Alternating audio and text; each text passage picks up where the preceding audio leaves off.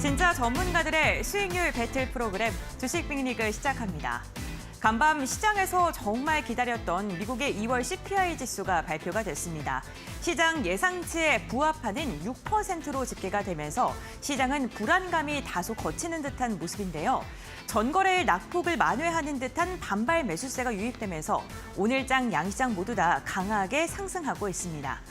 먼저 유가증권 시장 같은 경우에는 전일의 낙폭을 절반가량을 만회해주고 있는 모습인데요. 현재 구간 1.8% 넘게 상승하면서 2,390포인트 선도 웃도는 모습이 연출되고 있습니다. 코스닥의 하락이 더 컸던 만큼 반등도 더 강하게 나오고 있습니다. 오늘장 3%가 넘는 오름세가 집계가 되고 있고요. 하루 만에 780선 위로 올라섰습니다. 수급 상황 함께 확인해 보겠습니다. 오늘장 외국인이 현물과 선물 시장 모두에서 강하게 매수세가 유입이 되고 있습니다.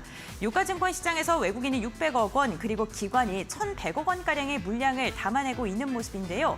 외국인 다만 전일의 유가증권 시장에서 6천억 원에 넘는 물량을 출회했기 때문에 그것과 비교한다면 매수의 폭이 그렇게 크지 않습니다. 다만 선물 시장에서 9천 계약 넘게 매수하고 있다는 점 참고해 보시면 좋을 것 같습니다. 다음은 코스닥 수급 상황도 함께 확인해 보시죠. 역시나 외국인이 나홀로 3천억 원가량의 물량을 소화하고 있는 모습입니다. 개인 차익 매도 물량 실현하고 있고요. 기관 같은 경우에는 230억 원가량의 매도세가 연출이 되고 있는데 기관의 매도세가 너무 깊습니다. 16거래일 연속 던지고 있고요. 이 기간 동안 1조가 넘는 2조가량에 가까운 물량을 축소하고 있습니다. 이 시각 특징과 함께 살펴보겠습니다. 먼저 오늘 개장 직후 상한가에 도달한 종목입니다. 엠로인데요. 보시는 것처럼 점상을 하면서 출발을 했습니다. 삼성 SDI가 개장 직전에 엠로의 지분의 33%를 인수하면서 최대 주주가 됐다라는 이야기가 들려왔습니다. 삼성 SES는 이번 전략적 투자를 위해서 글로벌 공급망을 이제 역량을 갖추게 됐다라고 이야기를 했는데요. 이 같은 기대감이 주가를 강하게 끌어올렸습니다. 2차 전지 관련주들 오늘도 힘차게 달려가고 있습니다. 오늘은요, 폭스바겐발 호재가 작용을 하고 있는데요.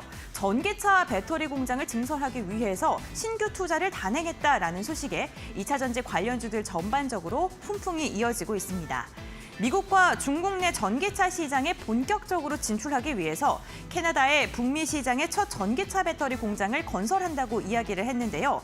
5년간 배터리 산업에 1,930억 달러를 투자할 계획이라고 합니다. 이와 함께 세계 최대 배터리 전시회인 인터배터리가 개막을 했다는 점도 2차 전지 관련주들의 훈풍으로 이어지고 있는데요. 에코프로 같은 경우에는 시가총액 2위 기업이라고 믿을 수 없을 만큼 오늘도 강력한 상승력이 보여지고 있습니다. 17%가량 상승하면서 43만 원 선 돌파하는 데 성공했고요. 사마 알미늄은 오늘 장중에 상한가를 터치하는 움직임까지 연출이 됐었는데 현재 구간에는 53,400원에 거래가 되고 있습니다. 다음으로는 가덕도 신공항 관련주들의 흐름도 함께 살펴보겠습니다. 어제 저녁에 국토부가 가덕도 신공항 중간 보고회를 열고 내년에 착공을 해서 2029년에 개항을 할 것이다라고 이야기를 했습니다. 이로 인해 오늘 개장 직후 가덕도 신공항 관련주들이 강력한 슈팅이 나왔고요. 현재 구간에는 윗꼬리를 살짝 달긴 했지만 그래도 두 자리에서 4%까지 전반적인 오름세가 집계가 되고 있습니다. 이제 시장의 눈은요, 3월 22일 진행될 FOMC 회의 결과에 집중을 하고 있습니다. 과연 시장의 전망치인 25bp 인상을 선택하게 될지 이 부분도 함께 지켜봐 주시면 좋을 것 같습니다. 오늘도 시장의 중심이 될 만한 이슈부터 다뤄보겠습니다. 리그 핫 이슈 시간인데요. 먼저 첫 번째 이슈부터 확인해 보시죠.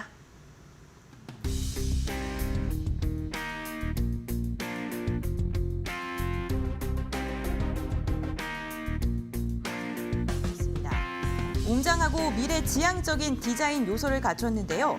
실내는 이 GMP 플랫폼의 장점을 적극적으로 활용을 한 설계로 뛰어난 공간감을 제공합니다.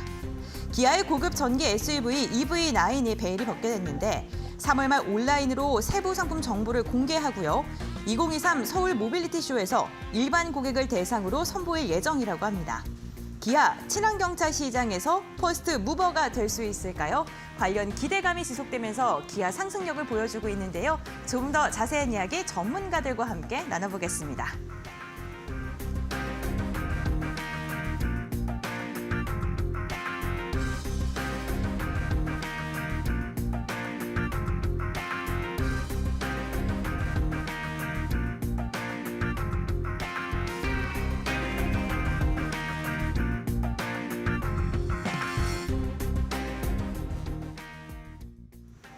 네, 기아의 EV9이 드디어 공개가 됐습니다. 이와 관련돼서 두 분의 전문가님과 이야기를 나눠볼까 하는데요. 오늘 이 시간 이영재 전문가 그리고 주식와이프 함께하십니다.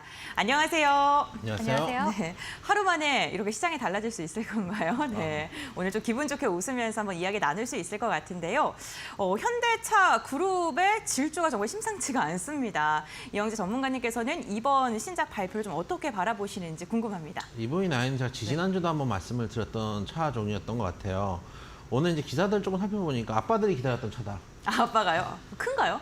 엄청 큽니다. 오. 그래서 카니발급이라고 네. 보시면 되고요. 2열 시트가 이제 있는 차인데 사실 아빠들은 람보르기니를 좋아합니다.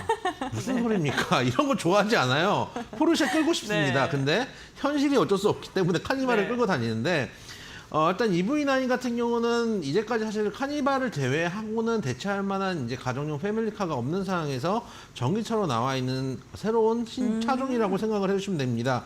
전면부는 디지털 타이거 페이스라고 돼 있는데 그 기아차는 여러분들이 소위 말해서 옛날에 이제 그렇게 불렀죠. 차들 아시는 분들은 호랑이 코라 해가지고 이 그릴이 돼 있는데 이 그릴이 사실은 전기차에는 필요가 없습니다. 왜 그러냐면은 그 내연기관차 같은 경우는 흡기와 배기를 해야 되기 때문에 이 그릴이 있고 이 뒤에다가 이제 라디에이터가 설치가 되어 있습니다. 저도 얼마 전에 지난달에 라디에이터 하나 깨먹어가지고 라디에이터 교체를 했는데 거의 돈 100만 원 들었거든요.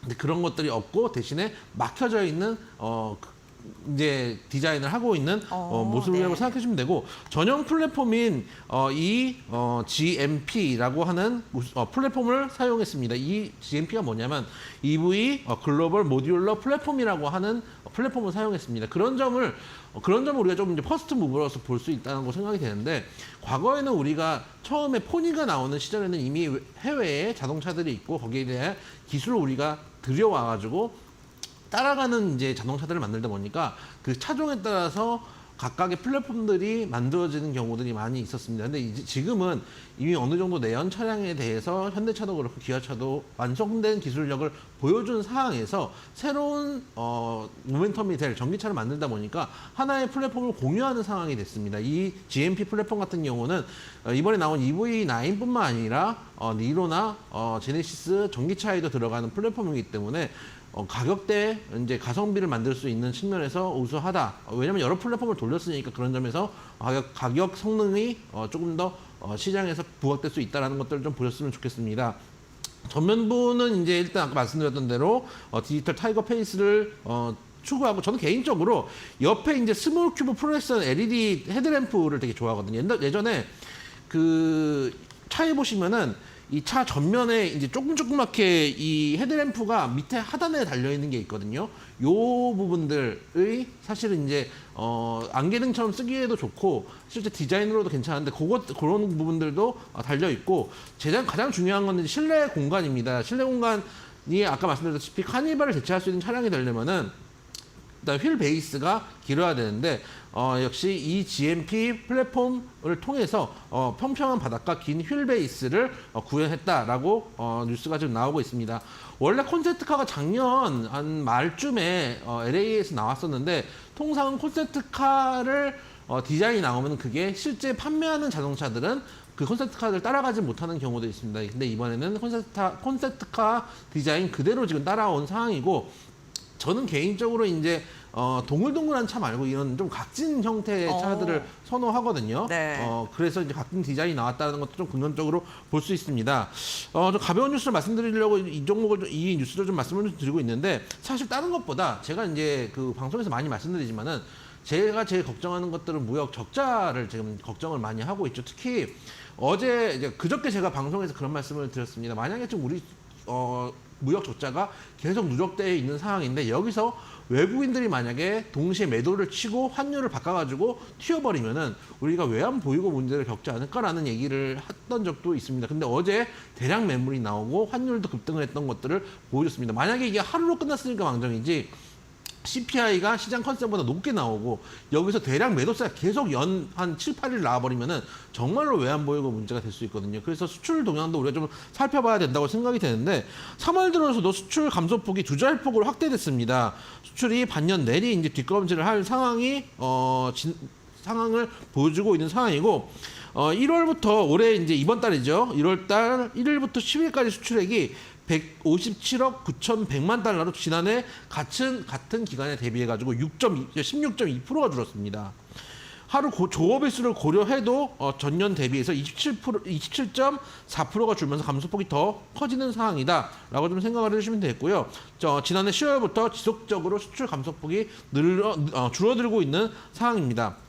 특히 10대 주요 품목 중에서 석유 제품이 21.6%가 줄어들었고 철강 제품 13.9%, 자동차 부품 11.8%, 무송기기 31.9%에다가 제일 주력 제품은 우리나라 반도체 아닙니까?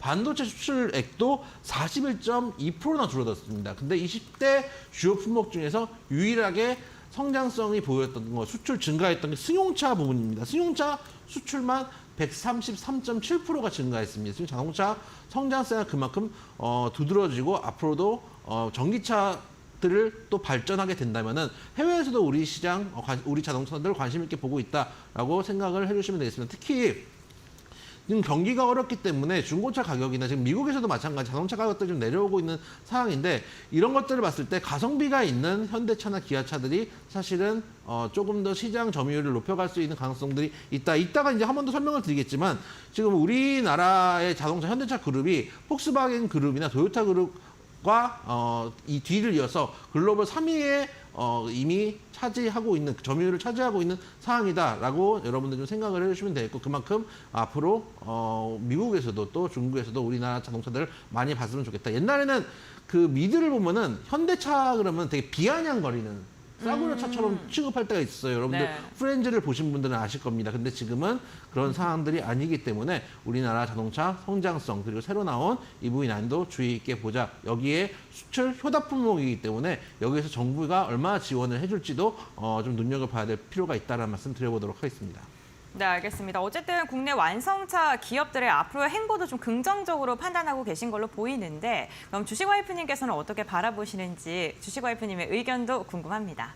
네, 사실 작년까지만 해도 경기 침체가 사실 미리 좀 선반영이 된 측면이 있었고 그래서 우리나라 국내 완성차 시장 역시도 좀 침체되는 분위기였었거든요. 근데 올해부터는 이제 지난해 하반기부터 시작해서 금리 인하에 대한 기대감이 이제 들어오기 시작해서 이미 자동차 업체들은 주가상 반영이 좀 일부 되고 있는 모습이 관측이 되더라고요. 기아차 같은 경우에도 1월 달부터 지금까지 상승 추세 유지 중에 있기도 하고요. 쌍용차 같은 경우에는 주가는 지금 거래 정지가 되어 있는 상황이지만 쌍용차 관련주로 엮여 있는 KG 그룹주 또 특히나 KG ETS 같은 경우에는 제가 오전 방송에서 종목을 추천해 드릴 만큼 이제 쌍용차도 관련해서 전기차 이제 하반기에 토레스 SUV 출시까지도 좀 기대를 해서 보자라고 말씀을 드렸었는데 역시나 상승세가 굉장히 지금까지도 이어져 나오고 있는 모습입니다. 그래서 사실 지금 뭐 기아차가 처음으로 이제 전기차 대형 이제 SUV를 선보이긴 했는데 계속해서 자동차 우리나라 국내 완성차 기업들이 전기차 SUV를 계속해서 만들려고 하고 있고 또 디자인도 이제는 뭐 과거에 진짜 한국 자동차 디자인 생각하시면 안 되고 정말 미래지향적으로 잘 만들고 있거든요. 그래서 기아차 얘기를 하는데 또 쌍용차랑 계속 이제 비교를 하면서 말씀드리는데 쌍용차 같은 경우에도 이번에 디자인 토레스가 굉장히 또 잘 뽑혔고 그게 또 SUV까지 전기차로 출시하게 되면은 역시나 또 인기를 끌 가능성이 높습니다. 그래서 이렇게 우리나라 한국 기업들이 지금 디자인도 잡고 또 전기차 친환경차 쪽으로도 계속해서 만들어 나가고 있는 중이기 때문에 사실 이제 경기만 좀 차차 나아진다면은 충분히 실적적인 부분들도 더 긍정적으로 나올 수 있는 모멘텀 많이 있다고 생각을 하고 있거든요. 지금 이미 뭐 지금 보면 기아차라든지 지금 쌍용차 같은 관련 종목들은 상승세가 이미 나오기 시작했고 그 외에 지금 현대차 같은 주가는 아직까지는 출발이 제대로 나오지 않은 상황이거든요. 그래서 이런 관련 이제 움직임들 뭐 기아 쌍용차와 더불어서 현대차까지도 조금 더 넓게 범위를 잡으셔서 우량 종목군들 위주로 좀 계속해서 매집해 나가시면은 향후 2, 3년 정도 바라봤을 때 또 좋은 수익을 거둘 수 있는 그런 섹터가 자동차 섹터가 아닐까라고 보고 있습니다. 그래서 그렇게 이제 보면서 낙수 효과를 받을 수 있을 만한 자동차 부품 관련 종목들도 계속해서 시장에서 변동성을 좀 크게 주면서 올라올 가능성이 높거든요. 그래서 생각을 그냥 굳이 기아의 SUV, 전기차 이쪽으로만 중점을 둘 게 아니라 조금 더 보다 넓게 해서 자동차 부품 관련 종목 것까지 좀 생각의 범위를 확장해서 보시면 투자 아이디어를 좀 많이 얻을 수 있는 그런 이제 업종이지 않을까라고 보고 있습니다. 네, 알겠습니다. 이제는 뭐 기아랑 현대차뿐만 아니라 그 아래에 있는 부품주까지 조금 더 눈여겨보면 좋겠다라고 이야기해 주셨네요. 그렇다면 이 다양한 종목군들 중에 어떠한 종목을 조금 더 눈여겨보면 좋을까요? 이영재 전문가님으로부터 투자 포인트 들어볼까요? 뭐 차를 얘기해서 기아를 봐야 되겠는데 네. 사실은 이제 이게 59,000원대까지 갔다가 79,000원, 8만 원대 어간이기 때문에 가격대가 부담스럽다고 생각하시는 경우 분들도 분명 계실 겁니다. 근데 어떻게 보면은 이미 이제 추세를 회복한 걸 수도 있다라고 생각을 하거든요. 화면 한번 보시면은 이 종목이 이제 전기차 기대감 때문에 작년에 또 2020년에 많이 올라오기도 했고 전기차 기대감도 있었고 사실은 이때는 장들이 다 올라왔던 때니까요. 한참 올라가다가 그 다음에 엄청나게 지루한 박스권을 만들다가 한번 장이 안 좋을 때 밑으로 하방을 크게 열린 적이 있습니다. 근데 이 열었다가 현재는 회복을 하고 있고 오늘 양봉이 나온 자리는 검은색 라인 항상 말씀드리는 481선 장기 평대까지 지금 돌파해 있는 상황입니다. 이번에 작년 10월 달에 사실 장기 평대를 깨기 전까지만 해도 이 검은색 장기 평대 가격대가 또 지지를 해주는 가격대였기 때문에 의미 있는 가격대거든요. 지금 현재는 의미 있는 가격대에서 회복을 했기 때문에 사실 너무 많이 올라온 거야라고 생각하시기보다는 지금부터 사보셔도 크게 무리가 없다라고 생각이 됩니다. 왜냐하면 어떻게 생각하면은 한 1년 정도 올라오고 나서 3년 동안 거의 비슷한 가격 내지는 조금 떨어진 가격이 있거든요. 그래서 이제 추세를 회복한 정도다라고 생각을 좀 해주시면 되겠고요. 거기다가 수급적인 측면이 좋습니다. 연기금에서 거의 일관되게 매수를 해주고 있는 상황이고 기타 법인에서 지금 하루에도 몇십만 주씩 들어오고 있는 상황이기 때문에 지금 수급적인 주체들, 큰 손들이 일관된 매수를 해주고 있습니다. 이 매수가 들어왔던 것들을 차익 실현하기 위해서는 어느 정도 차익 실현할 수 있는 구간까지 나와야 됩니다. 제가 통상에서 5만 원대 사가지고 7만 원까지 주가를 끌어올려놨어요. 근데 7만 원에 이런 큰 손들이 한 방에 팔고 나갈 수가 있는 게 아니거든요. 예를 들어서 내가 목표가가 7만 원 정도의 차익 실현을 해야지라고 생각했으면은 65,000원에서 내려오는 65,000원, 63,000원 이 정도까지 봐야지 이게 차익 실현이 됩니다. 워낙 물량이 많이 갖고 있기 때문에 그런 측면들이 있는데 여기서 추가 상승을 해서 최소한 10만 원 인근까지는 올려놔야지 지금 매집한 기타 법인이나 연기금도 수익이 나옵니다. 물론 연기금들이 요즘 매매를 잘하는 것 같지는 않지만요. 그래서 그런 측면에서 현재 기아차 장기 평대를 돌파했기 때문에 오히려 지금도 나쁘지 않다라는 말씀을 드려보도록 하겠습니다. 그 다음에 현대차입니다. 현대차도 물론 가격 메리트로만 봤을 때 현대차가 더 가격 메리트가 있는 건 맞습니다. 아까 말씀드렸다시피 기아차는 조정을 거의 주지 않고 옆으로 횡보한 상태에서 작년 10월 달에 한번 내려왔다가 이미 추세를 복귀한 상황이고 현대차 같은 경우는 이제 바닥을 잡고 있는 상황이고 쌍바닥을 조금씩 형성하고 있는 구간이기 때문에 지금 정도 구간에서 사실 나쁘지 않다라고 생각을 할 수 있습니다. 다만 수급적인 측면에서 아까 기아차하고 비교했을 때 방향성이 한 방향으로 매수를 계속해주는 매수 주체가 있지는 않습니다. 연기금이 그래도 꾸준하게 사고 있지만 매수량 자체가 기아차보다 조금 더 매수량이 적고 매수 규모나 매수 시기도 조금 더 기아차에 비해서 일관성이 좀 부족하기 때문에 가격 메리트를 생각한다면 현대차가 맞긴 하겠지만 단기적으로 매매를 하고 조금 더 단기적으로 올해까지만 보겠다. 내년 내후년보다는 올해 끌고 갈 만한 종목 그리고 EV9에 대한 기대감을 가지고 있는 분들이라면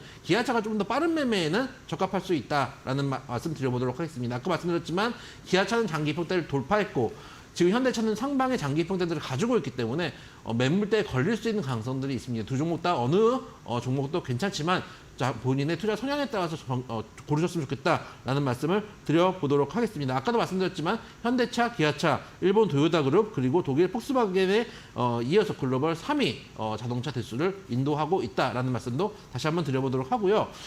작은 종목도 한번 가져와 봤습니다. 현대 모비스나 이런 종목들도 있겠지만은 구형테크라는 종목 여러분들 잘 모르시는 종목일 것 같아가지고 하나 가져와 봤습니다. 현대 자동차 그룹사의 1차 협력사라고 생각을 해주시면 되고요. 자동차 바디나 샤시 그리고 브라켓 같은 것들을 만드는 자동차 부품주라고 생각을 해주시면 되겠습니다.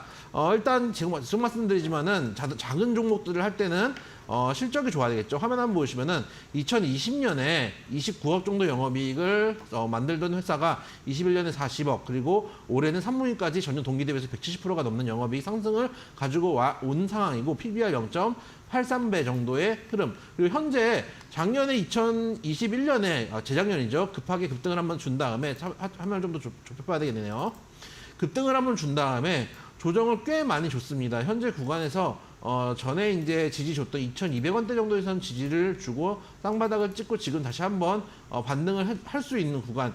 여기서 만약에 반등이 나온다면 소위 말하는 역회된 숄더 자리가 나오고 있는 종목이기 때문에 이런 종목도 좀 가벼운 종목들도 가져가 보자라고 생각하시는 분들은 이런 종목도 나쁘지 않다라는 말씀 드려보도록 하겠습니다.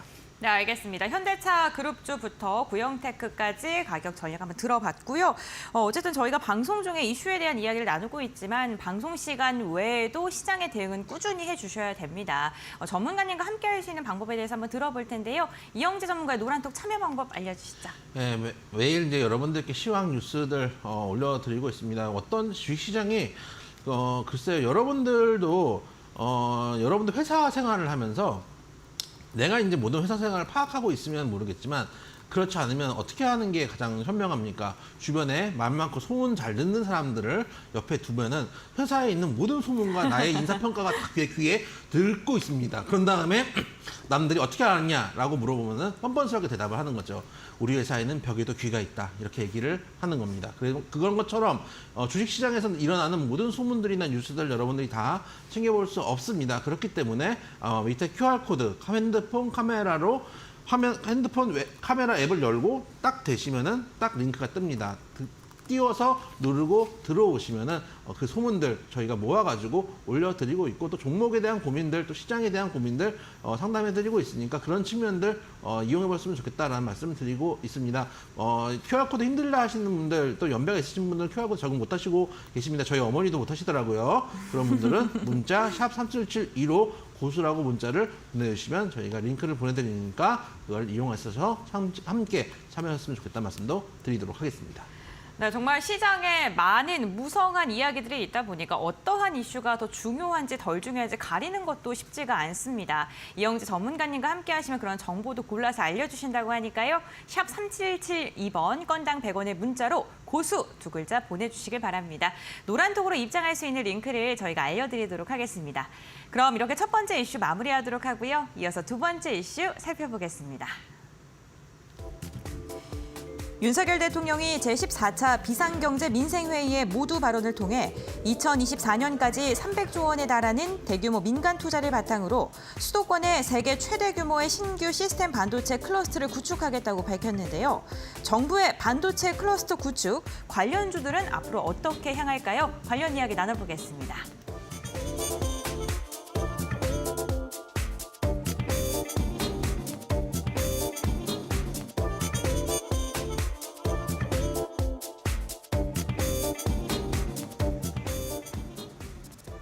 네, 정부가 글로벌 시장에서도 다각화를 위해서 신규 반도체 클러스터를 구축하겠다라는 그런 속보가 나왔습니다. 오늘 이야기가 나오고 나서 시장에 또 이슈가 됐었는데요. 관련 이야기 주식와이프님과 함께 나눠보겠습니다. 네, 이 부분 좀 어떤 부분 좀 중점적으로 보면 좋을까요? 일단은 올해는 좀 키워드를 상반기에는 2차 전지 그리고 또 후반부에는 기술주 섹터를 제가 계속해서 좀 주목하라고 말씀을 드리는 편이긴 하거든요. 네. 제가 주식 빅리그에서도 틈틈이 이제 반도체 섹터, 기술주 섹터 계속 말씀을 드리는 것 같은데 이 브리핑을 또 약 한 달 만에 진행을 좀 도와드리는 것 같더라고요. 그래서 지금 반도체 쪽 같은 경우에는 굉장히 지금 그 업황 자체가 얼어 있는 상황입니다. 가격은 내려가고 있는데 재고가 굉장히 많이 쌓여가고 있거든요. 그래서 아까 우리 이영재 전문가님이 그 자동차 쪽 말씀드리면서 우리나라 이제 수출에 대한 부분, 무역 적자 이런 부분 좀 잘 살펴보면서 가야 된다 이런 말씀을 하셨는데 지난 2월달 이제 무역 적자만 하더라도 3억 달러 정도로 집계가 됐다고 하거든요. 지난해 3월 이후로 12개월 정도 지금 현재 연속으로 무역 적자가 나고 있는 그런 상황이기도 합니다. 사실 특히 이 무역 적자의 가장 큰 원인 중에 하나가 우리 앵커님 뭐라고 생각하시나요? 무역 적자가 왜 어느 섹터로 인해서 더 많이 난다고 생각을 하시는지. 기사를 보면 반도체가 가장 좀 크게 좀 급감을 한 것 같더라고요. 네, 맞습니다. 그래서 반도체 수출 부진이 지금 이 무역 적자의 주요 원인으로 지금 꼽혀 나가고 있거든요. 반도체 같은 경우에는 수출액에서도 가장 큰 비중을 차지한다고 볼 수가 있겠는데요. 네. 지난해 반도체 수출액이 약 169조 원 정도 가량 됐었는데 이는 전체 수출액의 약 18% 정도를 차지하는 수준이라고 합니다. 일단은 이 반도체 쪽을 볼 때 이전에 2018년도 미중 무역 전쟁도 생각을 하셔야 되는데요. 2017년도에 JP모건 쪽에서 반도체 이제 업황이 안 좋아질 것이다 이런 이제 이야기를 했었는데 오히려 중국 쪽에서는 반도체 굴기한다고 나서게 되면서 미국의 견제를 굉장히 많이 받았었고 지금도 미국 쪽에서 반도체 지원법 계속 해나가고 있기 때문에 우리나라 입장에서는 중간에 지금 낑겨 있는 상황이라서 미국의 그런 이제 반도체 지원법과 관련해서 우리나라는 어떻게 지금 대응을 해나가야 되는지 이런 지금 상황에 놓여 있는 중입니다. 그렇기 때문에 국내에서도 반도체 이제 업황을 계속해서 좀 세제 혜택을 좀 주면서 지원을 해줘야 되는 거 아니냐라는 목소리가 계속해서 높여져 있었거든요. 그 미국 쪽에서의 이제 IRA 법안이라든지 반도체 쪽 잘 보셔야 되는데 지금 미국에도 진출되어 있는 우리나라 기업들 굉장히 많지 않습니까? 굉장히 좀 문제가 되고 있는 독소 조항들이 있다고 하더라고요. 그 문제가 되는 조항이 그 반도체 이제 기업들이 수익이 좀 많이 나잖아요. 매출액이 많이 나면은 이 초과이익을 공유를 해야 됩니다. 그래서 이 초과이익 공유 자체보다 이를 또 확인하는 과정에서 드는 그 과정들이 지금 좀 문제가 많이 되고 있는데 기업이 초과이익을 냈는지 여부를 확인하기 위해서는 기업의 뭐 재무제표라든지 아니면 현금 흐름표 뭐 이런 기업의 내부 정보들을 미국에다가 제출을 해야 됩니다. 그러면 이 와중에 우리나라의 또 기업들의 그런 내부적인 사항들이 다 노출이 될 가능성이 높다는 거거든요. 그리고 또 기업의 핵심 기술이 담긴 첨단 반도체 제조 설비에 대한 접근권 역시도 제공을 해야 합니다. 그래서 이런 부분들이 지금 독소 조항으로 있기 때문에 우리나라 이제 국내에서도 이를 좀 대비하는 대비책이 또 필요하다라고 보는 거고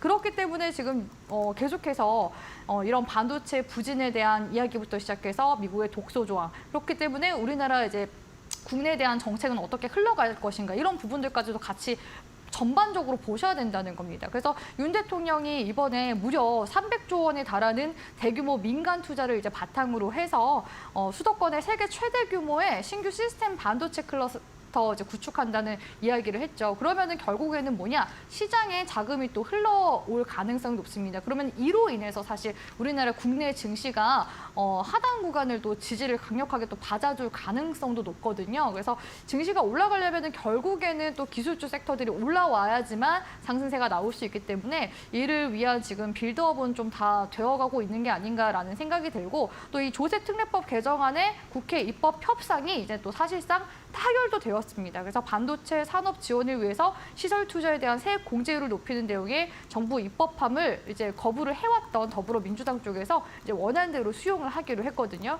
그만큼 지금 이 정부 쪽에서도 계속해서 이 반도체 지원에 대해서 신경을 많이 쓰고 있다는 그런 대목이지 않나라고 생각합니다. 그래서 이 세액 공제율을 대기업, 중견기업의 경우에는 현행 8%에서 15%로 그리고 중소기업은 현행 16%에서 25%로 인상하는 이제 내용들을 담고 있는데 일단은 반도체 업계 쪽에서는 그냥 단순히 뭐 대기업을 살린다 이렇게 이제 보지 말고 우리나라 이제 전체적인 산업에서 큰 부분을 차지하기 때문에 대한민국을 살린다는 그런 사명으로 임해야 된다 뭐 이런 이야기들까지도 오고 가고 있더라고요. 그래서 지금 이제 상황에서 봤을 때 정부 쪽에서 이렇게 또 계속해서 지원을 하고자 하는 이런 의지들이 계속해서 연초부터 이야기가 언급이 되고 있기 때문에 이런 부분들이 결국에는 또 하반기 반도체 섹터들의 실적으로 또 기결이 될 가능성이 높고 향후에 또 성장성으로까지 갈 가능성이 높기 때문에 이러한 움직임은 일단은 그 기술주 섹터로서는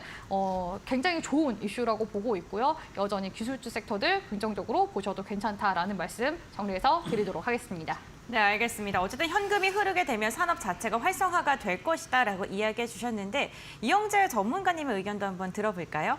저는 지금 정부의 정책을 잘 모르겠습니다. 네. 왜 그러냐면은 물론 좋은 얘기죠. 반도체 산업을 지원해주고 관련된 이제 산업 클러스터를 만드는 거는 납득을 하겠는데 민자를 유치를 해가지고 300조 정도 규모의 반도체 클러스터를 짓는다. 누가 투자를 한다는 얘기인지 잘 모르겠어요. 이거 투자하려면 삼성전자가 들어와야 되거든요. 근데 삼성전자는 지금 미국에 공장을 짓고 있잖아요. 그러면은 여기 지금 누가 들어오고 또 어떻게 정책을 펼쳐나가야 될지 일단은 저희가 보기에는 아직은 그 가름마가 정확하게 안 타진 것 같아요. 예를 들어서 반도체가 가장 이제 지금 수출이 안 되는 이유 중에 하나, 그러니까 수출도 잘 안 되고 어떻게 보면은 수익률이 준 것 중에 하나는 반도체 가격이 하락한 것도 있거든요. 반도체 가격은 반도체라는 건 기본적으로 시칼리크 사업이기 때문에 경기가 좀 안 좋아질 때는 반도체 가격이 하락하는 게 맞습니다. 지금 반도체 재고량도 통상 한 3개월, 4개월 정도의 재고량을 갖고 있으면 지금 18개월, 22개월 정도의 반도체량을 가지고 있거든요. 그런 측면을 생각했을 때 여기서 지금 어떻게 보면 돈이 부족한데 미국에도 공장을 짓고 지금 어떻게 보면은 반도체 기업이 삼성전자만 놓고 보죠. 삼성전자가 영업이 감소하고 있는데 지금 미국 가서 땅을 지어요. 땅에다가 공장을 지어요. 공장을 짓는데 여기서 또 한국에서 지으라 그래요. 한국에서 짓는데 이거는 약간 K 반도체법하고도 한번 엮어서 생각해 볼 만한 일이죠. 반도체를 산업단지를 지어야 되는데 당장 여력이 없다면은 그 여력 없어? 그러면은 세금 감세해 줄게. 이렇게 나올 수도 있는 거거든요. 그래서 이 앞뒤를 생각해 봤을 때 어떻게 보면은 이런 첨단 단지가 필요한 건 맞지만 지금 가장 중요한 거는 미국과의 관계에서 우리 반도체를 어떻게 미국의 도소조항에서 보호할 수 있는지. 안 그러면은 지금 미국에서 얘기하는 반도체법을 보면은 지금 우리나라 기업이 미국 기업이 되는 걸 수도 있습니다. 예를 들면은 우리나라 연예인들 중에서도 미국 국적을 가지고 여러분 잘 아시는 연예인들이 많이 있죠.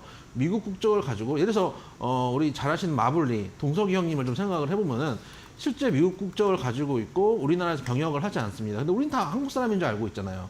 그리고 한국에서 돈을 벌고 한국에다 세금을 냅니다. 그러면은 삼성도 미국에 들어가서 이번에 이제 반도체법 보면 미국에 들어와서 이런 기술 독소 조항들도 있지만 보면은 지역에 학교를 짓고 유치원을 짓고 그 근로자들을 위해서 기반 시설들을 하는 것까지 로컬 사업까지 만드는 것까지 그 법에 다 포함이 되어 있거든요. 그러면은 실제 삼성이라는 게 국적은 우리나라 국적일지는 모르겠지만 실제 여기서 역할을 하는 것은 미국 일자리를 만들어주고 미국에 세금을 내는 걸 수도 있어요. 거기다가 초과 이익금까지 환수를 당하는 한국 국적이라는 이유만으로 초과 이익금까지 환수를 당하는 상황이 벌어질 수도 있습니다. 근데 여기서 공장을 짓고 있는데 산업 클러스터를 또 짓는다.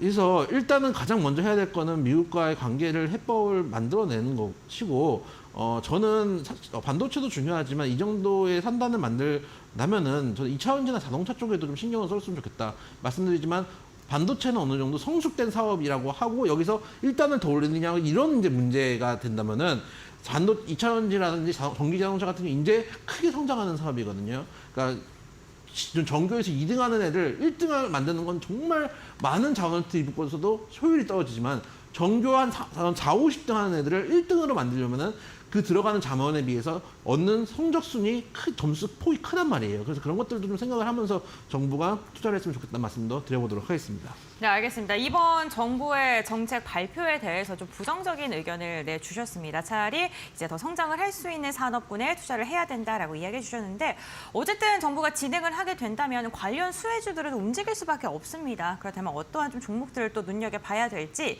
이번에는 주식 와이프님께서 짚어주시겠어요? 네, 오늘장에서 이제 움직인 종목들 보니까 반도체 클러스터 관련된 이슈가 나오기도 했었고 이제 소부장 기업들에 계속해서 민간 투자도 들어간다라는 이슈들이 나와서 소부장 관련주들 위주로 좀 움직임이 나오지 않을까 했는데 일단은 전반적으로 시스템 반도체 관련 종목들이 움직임을 좀 먼저 보이긴 했었거든요. 그중에서 오늘 좀 큰 폭의 상승세를 보였었던 제주 반도체부터 함께 봐드리도록 하겠습니다. 제주 반도체 같은 경우에는 메모리 반도체 MCP 제품을 공급하고 있는 기업이기도 하고요. 매출 비중 같은 경우에는 중국과 유럽 고객향 수출 비중이 높은 기업이기도 합니다. 2월 달 구간에서부터 이제 기술적인 흐름들 보면서 말씀을 드리자면요. 반도체 칩스법 이슈 들어올 때부터 거래량이 한번 크게 증가한 모습을 보여줬었거든요. 그래서 주쌤 역시도 이 제주 반도체 굉장히 좀 긍정적인 모습으로 바라보고 있었고 제주 반도체와 함께 또 서울 반도체들도 또 많이 여쭤보시더라고요. 근데 주쌤은 괜찮습니다. 일단은 1차적으로 단기적인 저항을 받을 가능성은 높은데 올 한 해 동안 이제 좀 큰 흐름으로 봤을 때는 주가가 한 번의 저항은 맞더라도 다시 한 번 더 재차 시세를 내줄 가능성이 높습니다라고 말씀을 말씀을 드렸었거든요. 그리고 또 오늘 구간에서도 다시 한 번 더 반등세가 나와서 제주반도체 여쭤보시는 분들도 관심 가지시는 분들 많으시더라고요. 그래서 오늘 구간에서는 장대 음봉으로 올라왔다가 지금 오후장 들어서는 윗골이 달면서 앞전 구간에 지금 매물을 좀 소화해주는 모습이 나와주긴 했거든요. 그래서 지금 구간에서 보시다시피 2월 달에 한번 대량 거래량 들어와주고 나서 영망치 캔들이 나오지 않았습니까? 바로 이런 캔들이 좀 우리가 좀 주의해서 계속해서 좀 주목을 하시면서 보셔야 되는 게 기준봉 매집 분야 역할을 하는 아주 중요한 양봉이라고 보시면 되겠습니다. 그래서 이 양봉을 기점으로 해서 시가 구간대만 사실 깨지 않는다면은 계속해서 이 흐름을 지켜주면서 추세는 상방으로 가줄 가능성이 높거든요.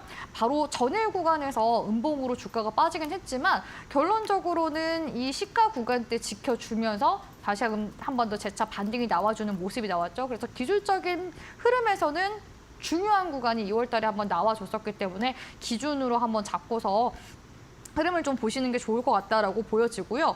지금 현재 주봉상 움직임으로 봤을 때도 기술적으로 일목균형표상에 음운대 안쪽으로 지금 진입이 되어 있는 상황입니다.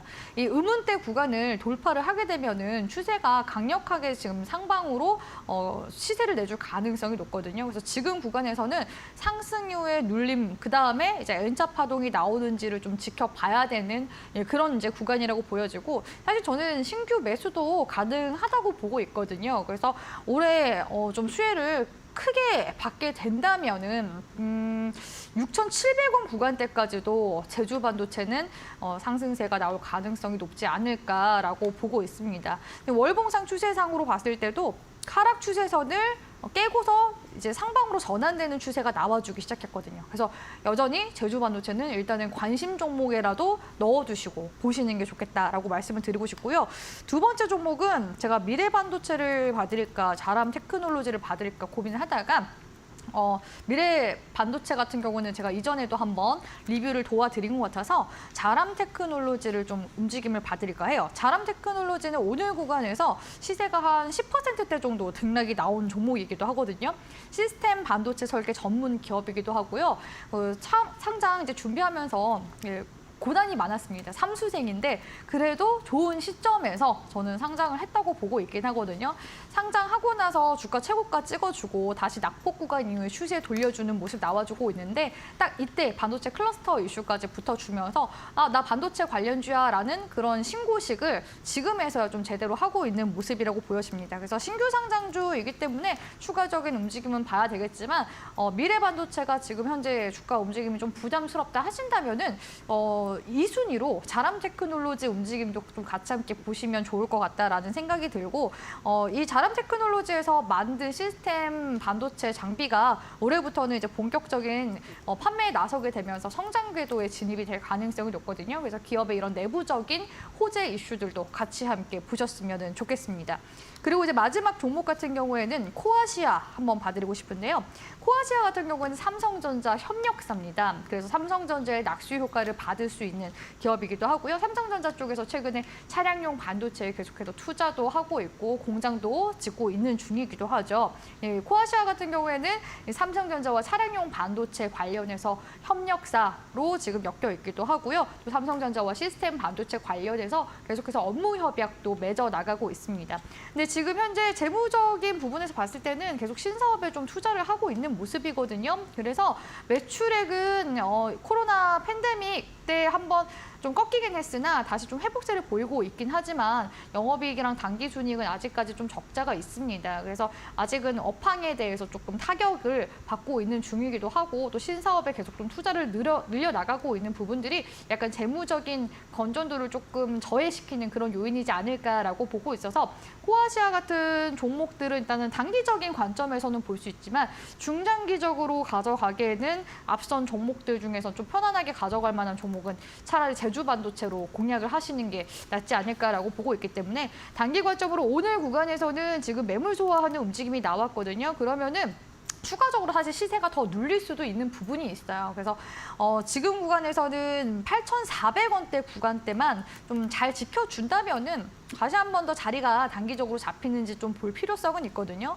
주가상으로 한 번 좀 크게 시세를 낸다면은 12,000원 선 구간대까지도 시세를 내줄 수는 있습니다. 그래서 이 종목 같은 경우에는 중장기보다 단기 관점으로만 좀 지켜볼 만한 그런 종목이 되지 않을까라고 말씀드리면서 세 가지 종목 브리핑 마치도록 하겠습니다. 네, 알겠습니다. 반도체 관련한 종목 세 가지에 대해서 자세한 투자 포인트 짚어주셨으니까요. 보유하고 계신 분들께서는 참고해보시면 좋을 것 같습니다. 두 번째 이슈에 대해서도 이야기를 나눠봤는데 정말 최근에 기사를 보게 되면은 이 이슈에 대해서 관련 수혜주가 어떤 게 있을까? 순환매가 워낙 빠르다 보니까 관심을 두는 순간 급락하는 경우도 있거든요. 대응이 쉽지 않은데 이러한 시장 상황에 대해서 발빠르게 좀 선점할 수 있는 방법 어떤 게 있을까요, 주식와이프님?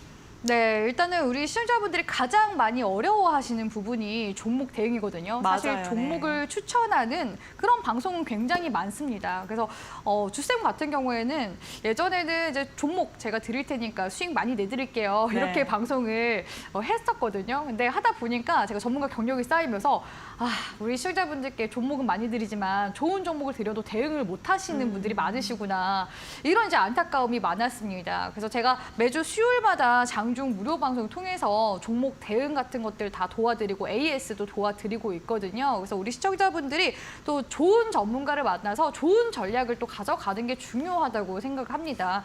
톡방에 넘어오시면 주쌤이 무료로 시황도 올려드리기도 하지만 수요일 이렇게 무료 방송 할 때마다 종목 상담까지도 제가 또 도움을 드리고 있거든요. 그래서 고민되시는 종목들이 있다. 내가 지금 구간에서 추매를 하는 게 맞는지 손절을 하는 게 맞는지 고민이 된다 하신다면은 톡방에 넘어오세요. 주쌤이 무료 방송 통해서 지속적으로 도움 드리고 있습니다.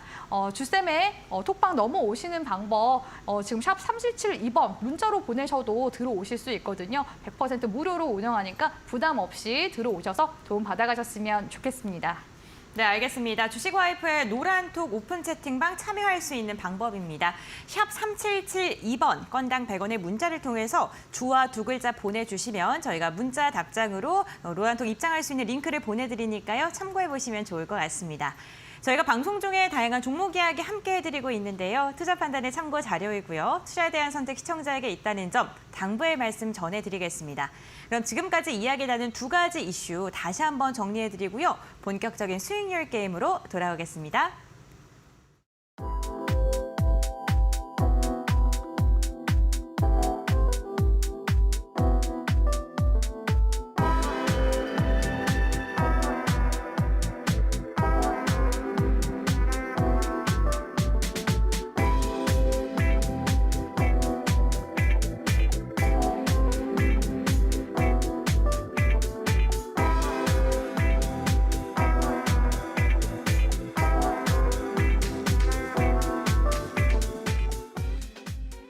네, 이제 리그 쟁탈전 시간으로 돌아왔습니다. 오늘도 두 분의 전문가님께서 시장에서 대응해볼 만한 그러한 종목들 각각 한 종목씩 들고 오셨는데요. 이영재 전문가님의 종목부터 한번 들어볼까요? 제가 가져온 종목은 HM 만도입니다. 아직도 시장을 보면서 무거운 종목이어야 된다. 우량한 아직도요? 종목이어야 네. 된다라고 생각을 합니다. 왜 그러냐면은 제가 요즘 거의 밤에 잠을 못 잡니다. 미국 시장 본데 아주 그냥 재미가 있습니다. 엄청나게 변동성도 크고요. 거의 뭐 롱스톤과 쇼충이들의 싸움이 엄청납니다. 게시판에서 서로 비난하고 막 볼만합니다. 영어로 쓰고 외국인들도 우리나라만 해도 우리나라 사람들끼리 막 이제 숏과 롱끼리 막 싸우잖아요. 근데 해외 버전으로 들어가면은 외국인들이 그렇게 영어로 싸워요. 아랍어 나오고 막 이러면서 그러고 있어요. 그 정도로 지금 시장이 혼조인데 물론 시장이 여기서 안전자산 오히려 이제 안전자산 선호 심리가 발생하면서 SVB 은행 파산으로 인해서 국채 금리가 이제 안전자산으로 국채로 매수세가 몰려가면 국채 가격이 올라가겠죠. 그런 측면들 때문에 오히려 은행의 자본이 조금 더 탄실해질 수 있는 SVB가 파산한 이유에 큰 거는 어쨌든 간 그 국채 금리가 하락해서 자산 가격이 하락한 부분 때문이니까요. 근데 아직도 남아있는 게 CS, 크레딧 스위스 같은 경우도 지금 재무제표상의 문제가 발견됐다는 얘기가 전해지고 있기 때문에 이 모든 리스크가 끝났냐라고 하면은 아직 그렇지 않다라고 생각을 합니다. 그런 측면들을 생각했을 때 언제든지 지금 올라갈 여력도 있어야 되지만 안 좋았을 때 탈출할 수 있는 종목들로 가져가셔야 된다라는 측면에서 HL 만들어 가져갔고, 이 회사 같은 경우는 제동, 조향, 현가 장비 등 자동차 부품들을 하고 있는 회사로 여러분들 잘 알고 계실 겁니다. 거기다가 경비나 주차, 로봇들도 하고 있는 로봇 관련주로도 볼 수 있고, 자율주행 자동차 부품들도 하고 있기 때문에 자율주행 자동차로도 엮일 수 있는 종목이다라는 말씀을 드려보도록 하겠습니다. 화면 한번 보여주시면은 현재 이 종목도 현대차처럼 많이 쐈다가 지금 조정 구간인데, 현대차는 지금 조정하는 폭이 계속 줄어들고 저점이 내려가고 있다고 한다면은 이 종목은 고점은 내려가고 있지만 저점은 지금 어느 정도 지켜주고 있는 상황이기 때문에 소위 말하는 삼각 수렴하는 형태에 와 있는 구간이다. 여기서 만약에 삼각 수렴하는 형태에서 한번 이 위에 있는 삼각 저항선을 돌파해 준다면은 상승 추세로 추세 전환도 가능한 종목이다라는 측면을 보고 대응을 했으면 좋겠다는 말씀도 드리면서 HM 만더 말씀을 드리고, 현재 45,900원이라는 전자 가격 정도면 충분히 매수해볼 만한 가격대가 아닌가 말씀을 좀 드려보면서 46,000원 이하면은 접근 가능하다 말씀을 드리고, 목표가는 여기서 반등을 해서 전에 올라갔을 때 지지를 줬던 그 자리들, 매물이 있는 그 자리들을 일단 저항선으로 놓고 1차 목표가 6만 원 정도 말씀을 좀 드리고, 밑에 하방이 깨지면 안 되기 때문에 손절가 4만 원 말씀을 드려보도록 하겠습니다. 알겠습니다. 오늘 이영재 전문가님의 종목은요, HL 만도입니다. 목표가 6만 원, 손절가 4만 원으로 가격 밴드 제시해 주셨습니다. 이에 대응하는 주식와이프님의 종목도 들어볼 텐데요. 어떤 종목일까요? 네, 오늘은 저는 이제 중소형 반도체 관련주를 좀 준비를 해왔는데요. 아무래도 우리 시청자분들이 반도체 이슈 들으면서 제주 반도체도 좋지만 또 주쌤이 가지고 오는 반도체 종목 또 궁금해하실 것 같아서 준비를 해온 종목이기도 합니다. 저는 어버브 반도체라는 기업을 준비를 했고요. 이 기업 같은 경우에는 최근에 가전과 전기 제품 등의 다양한 기능을 구현하는 그 두뇌 역할을 하는 시스템 반도체인 마이크로 컨트롤러 유닛을 설계를 하는 기업이기도 하고요. 이 장비 같은 경우에는 뭐 냉장고와 전기밥솥, TV 이런 가전 제품들에 들어가는 그런 이제 두뇌 역할을 한다고 보시면 되겠습니다. 그래서 뭐 밥맛 조절부터 시작해서 온도 조절, 뭐 TV 영상 녹화 이런 이제 특수한 기능에 이르기까지 전자제품의 다양한 특성을 컨트롤하는 그런 역할을 하는 장비를 만든다고 보시면 되겠고요. 반도체 칩 안에 특정 목적의 기능을 수행하는 소프트웨어들을 이식을 해서 여러 기능이 발휘되도록 하는 그런 원리의 장비를 만들고 있습니다. 그래서 이 기업 같은 경우에는 최근에 초전력 이런 MCU 제품들을 계속해서 만들어내는데 주력을 하고 있기 때문에 시스템 반도체 관련주로도 좀 안성맞춤인 그런 이제 기업이지 않나라고 보고 있습니다. 그래서 사실 이런 두뇌 역할을 하는 부분들 자체가 또 AI 반도체에도 포함이 되기도 하거든요. 최근에 챗 GPT도 굉장히 핫하지 않았습니까? 그래서 AI 관련된 이슈와 함께 반도체 이슈까지 두 마리 토끼를 좀 잡아가보고 싶다 하시는 분들은 어버브 반도체를 좀 주목을 해보시면 좋을 것 같다 말씀드리도록 하겠습니다. 기술적인 흐름으로 봤을 때 지금 2월달 구간에서 대량 거래량이 한번 붙어주기 시작했는데요. 아까 제주 반도체 움직임 들어올 때랑 비슷한 모습 나와주고 있죠. 그리고 지금 구간에서 다시 지지 반등이 나오는지 한번 흐름을 볼 수도 있고, 또 지금 구간에서 사실 분할 매수 관점으로 들어가셔도 괜찮은 구간이라고 보고 있거든요. 그래서 그런 관점에서 지금 월봉상 움직임을 보면서 가격 전략을 좀 세워드릴까 하는데, 월봉상 120 월선 구간대 여기만 이탈하지 않는다면은 사실 추세상으로 지금 저점을 올려주고 있는 구간이나 다름이 없습니다. 그래서 지금 리스크 관리할 수 있는 구간은 8,500원 선으로 잡아드리도록 할 거고요. 11,000원 구간대 돌파하면은 저는 상방으로 추세 전환한다고 보고 있어서 11,000원 돌파 시 13,000원을 오히려 1차 목표 주가로 잡아드리는 게 좋을 것 같아서 목표가는 13,000원으로 잡아드리도록 하겠습니다. 네, 알겠습니다. 주식 와이프의 종목은요, 어버브 반도체 목표가 13,000원, 손절가 8,500원으로 가격 전략 세워주셨습니다. 두 종목 가격 전략 참고하셔서 현명한 전략 세워보시길 바랍니다. 네, 오늘도 저희 주식 빅리그 두 분의 전문가님과 함께했습니다. 이영재 전문가 주식 와이프와 함께한 이 시간 너무나도 알찼는데요. 고생하신 두 분과는 여기서 마무리하도록 하겠습니다. 오늘 말씀 감사드립니다. 네, 언제나 오후 2시엔 주식 빅리그 오늘도 1시간 동안 끝까지 함께해 주셔서 감사드립니다. 마감장까지 이데일리 TV와 함께 하시면서 현명한 투자 전략 세워보시길 바랍니다. 시청해 주신 여러분들 고맙습니다.